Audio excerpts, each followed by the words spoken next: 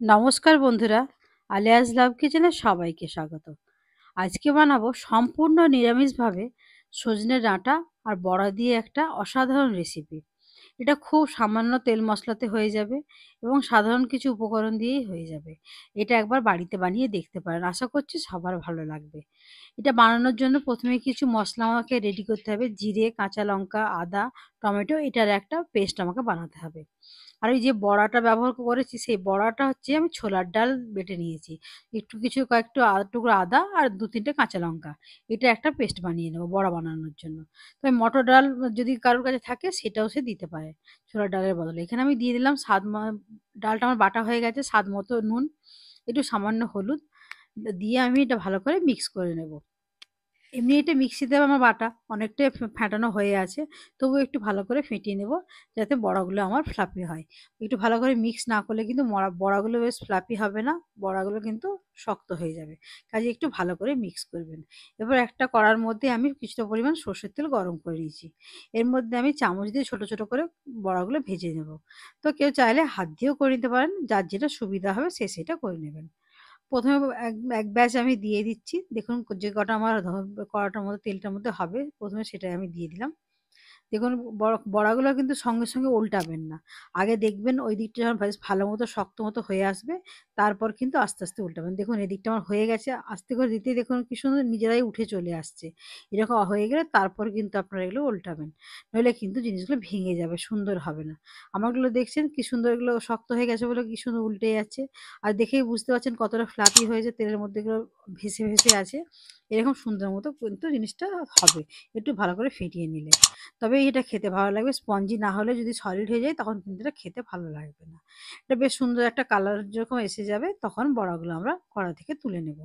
তো সেই লালটা একটু হওয়ার জন্য একটু সময় দিতে হবে, সেটুকু সময় পর্যন্ত আমি ভেজে নিচ্ছি। মোটামুটি আমার হয়ে গেছে। এবার এরপরে এগুলো আমি আস্তে, আস্তে তেল থেকে তুলে নিতে পারি। আমি তেল থেকে তুলে নিয়েছি। নিয়ে আমি এরপর একটা সেই বাকি বেঁচে থাকা যে তেলটা, সেই তেলটাতেই আমি এর মধ্যে দিয়ে দেবো কিছুটা পরিমাণ পাঁচফোড়নের ফোড়ন আর ১ টা কি ২ টো শুকনো লঙ্কা। আমি এখানে দিলাম ১ টা লঙ্কাকে ফাটিয়ে নিয়ে, কেউ চাইলে ২ টোও দিতে পারেন। আদা, জিরে, কাঁচা লঙ্কা, টমেটোর যে পেস্টটা বানিয়েছিলাম সেটা দিয়ে দিলাম। এই মসলাটা একটু কিছুক্ষণ কষিয়ে নেব। যখন দেখব বেশ ভালো মতো একটু তেলটা ভাজা, ভাজা হয়ে ছেড়ে আসছে, ততক্ষণ পর্যন্ত এই মসলাটা কিন্তু আমি একটু ভাজা, ভাজা করে নেব। তবে এটা মিডিয়াম আঁচে আমি ভাজা, ভাজা করছি। কেন, যদি খুব বেশি আঁচে ভাজা হয় তাহলে মসলাটা পুড়ে যাবে, তাহলে কিন্তু খেতে সুন্দর লাগবে না। এজন্য এটা একটু মিডিয়াম আঁচেই ভাজা, ভাজা করব। আস্তে, আস্তে ভাজতে, ভাজতে যখন দেখবেন এটা পাশ থেকে তেলটা ছেড়ে আসছে তখন বুঝবেন যে এটা আপনার হয়ে গেছে।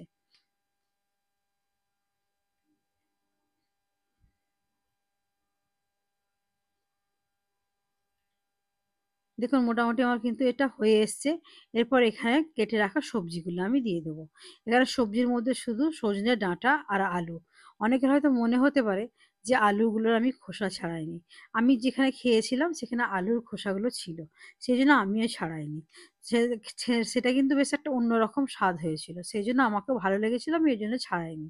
তবে আপনাদের যদি ভালো না লাগে আপনারা ছাড়িয়ে নিতে পারেন। এবার বাকি মসলাগুলো দিয়ে দিচ্ছি। স্বাদমতো নুন দিয়ে দেবো। একটু হলুদ দিয়ে দেবো। কাঁচা লঙ্কার ব্যবহার তো ১ম এই হয়েছে, তাই ঝালটা একটু বুঝে দেবেন। সামান্য শুকনো লঙ্কার গুঁড়োও আমি এখানে দিলাম। তবে কেউ যদি বেশি ঝাল না খান, এখানে শুকনো লঙ্কার গুঁড়োটা না দিলেও চলবে। এটা দিয়ে অল্প সামান্য একটু জল দিয়ে একটু কষিয়ে নেব যাতে মসলাগুলো পোড়া না লেগে যায়। এবার এটা নাড়তে, নাড়তে দেখবেন একটু জিনিসগুলো নরম হয়ে আসবে, তখন এর মধ্যে একটা বড় সাইজের টমেটো কেটে আমি দিয়ে দেবো। একটা টমেটো ছোট সাইজের বেটে আমি দিয়েছিলাম। এখন একটা বড় মতো টমেটো আমি দিলাম। তো এর মধ্যে টমেটোটা যতটা বেশি থাকবে বেশ টক, টক ভাবটা লাগবে, খেতে কিন্তু খুব সুন্দর লাগবে। ওইজন্য এখানে টমেটোর ব্যবহারটা ২ রকম ভাবে করা হয়েছে। কারণ দেখুন এটা নিরামিষ, তো এক্ষেত্রে একটু অন্যরকম ভাবে স্বাদ আনতেই হবে। কারণ ওইজন্য একটু টমেটোর ব্যবহারটা আমি এখানে বেশি করলাম। তো এটা একটু নাড়াচাড়া করে নেবার পর একটু কিছুক্ষণ গ্যাসটা কম করে একটু ঢেকে দিয়ে রাখবেন। যাতে মসলাগুলো একটু মজে যায়। তারপরে এটা পরের স্টেপে যাব।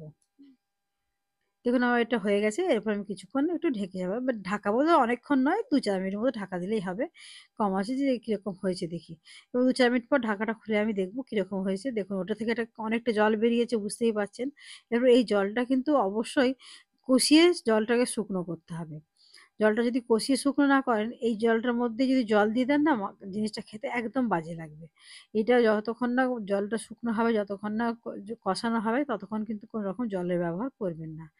আর তো ১ম এই বলে রাখি এই রান্নাটা করবার সময় অবশ্যই করে মানে নরমাল জলের ব্যবহার না করে গরম জলের ব্যবহার করতে হবে। একেবারেই কিন্তু এটা কাঁচা জলের ব্যবহার করা যাবে না। তাহলে কিন্তু স্বাদটা সুন্দর হবে না। দেখুন আমাদের রান্না তো আমরা সবাই করি। কিন্তু টুকটাক এর দিক থেকে এদিক একটু করলেই তো স্বাদটা এদিক থেকে এদিক হয়। নাহলে রান্না কম বেশি আমরা টুকটাক সবাই করতে পারি। শুধু এদিক থেকে এদিক একটু শিখে নেওয়ার জন্যই আমরা টুকটাক এই ধরনের ভিডিওগুলো আমরা দেখে থাকি। তাই অনুরোধ থাকে আপনাদের কাছে যে ভিডিওগুলো শেষ পর্যন্ত আপনারা দেখবেন। আমার রান্নাগুলো যদি আপনাদের ভালো লেগে থাকে অবশ্যই আমার চ্যানেলটা সাবস্ক্রাইব করে পাশে থাকবেন। পাশে থাকা বেল নোটিফিকেশনটা অবশ্যই অন করে দেবেন। যাতে আমার আপলোড করা যেকোনো ভিডিও সবার ১ম এ আপনার কাছে পৌঁছে যেতে পারে। কোনো জিজ্ঞাসা থাকলে অবশ্যই কমেন্ট সেকশনে কমেন্ট করবেন।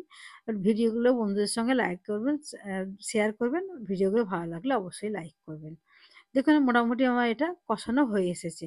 এবার আরেকটু কষানো হয়ে গেলে আমি এর মধ্যে দিয়ে দেবো গরম জল। আমি এখানে কিছুটা গরম জল বসিয়ে রেখেছি সাইডে, সেই গরম জলটা আমি দিয়ে দিচ্ছি। দেখুন যেটা গরম জল দেওয়ার জন্য সঙ্গে কিন্তু দেওয়ার সাথে জিনিসটা ফুটে উঠলো। এটা কাঁচা জল দিলে অনেকক্ষণ টাইম লাগতো এটা রান্নাটা হতে। এতে গরম জল এমনিও যদি আপনারা সাধারণ রান্নাতেও গরম জল ব্যবহার করেন না, দেখবেন আপনার কুকিং টাইমটা অনেকটা কমে যায়।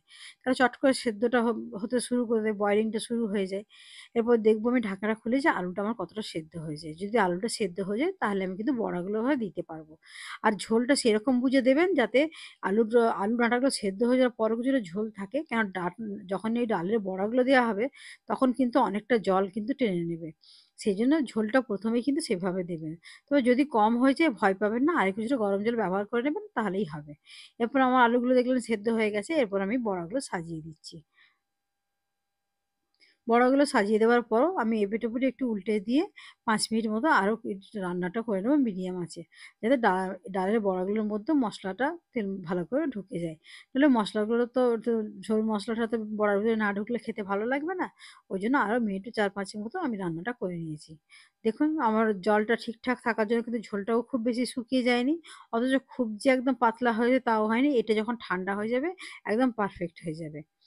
এরকম থাকলেই কিন্তু জিনিসটা খুব সুন্দর লাগবে। আর আপনারা ১ম এই দেখেছেন যে আমার কড়াইয়ে রান্না করার সময় খুব বেশি পরিমাণ তেল কিন্তু ছিল না। কেন ওই বড়া ভাজা তেলটা দিয়েই আমি রান্নাটা করেছি। তাতে কিন্তু আমার সাইডের তেলটাও কিন্তু খুব সুন্দরভাবে ভেসে আছে। আজকের রেসিপিটা আমি এখানেই শেষ করছি। নতুন বন্ধুদের স্বাগত জানিয়ে, পুরনো বন্ধুদের ভালোবাসা জানিয়ে আপনাদের সুস্থ থাকবেন, ভালো থাকবেন। আপনাদেরকে ধন্যবাদ জানিয়ে আজকের রেসিপিটা আমি এখানেই শেষ করলাম।